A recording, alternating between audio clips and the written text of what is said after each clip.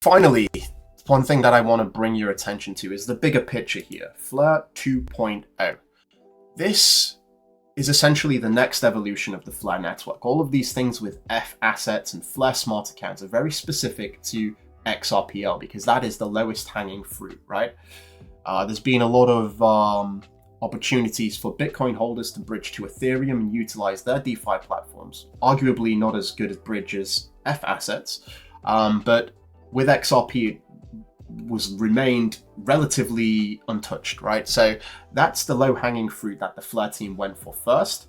Of course, many of the OG FLR holders are recipients of the airdrop, and to do that you had to be an XRP holder, so they already have a good standing with the XRP community. FLR 2.0 opens up the game completely because it expands that scope not just to XRP, but to all other assets. If we scroll down here, you can see just this here, the pillars of FLR 2.0, protocol managed wallets and FLR confidential compute. I believe it's been rebranded. These two protocols are going to unlock a lot of different things, and they're going to allow transactions to occur on other networks directly from the FLR network.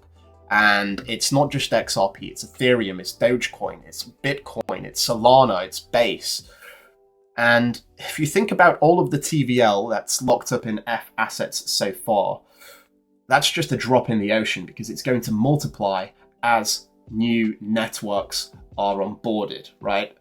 And for me, that's going to be the Cambrian explosion in FLR. Once FLR 2.0 launches and the gates are open, the dam bursts, and all of these apps that we have on FLR, or all of these networks get to really enjoy what FLR is offering. And essentially, FLR is going to connect everything.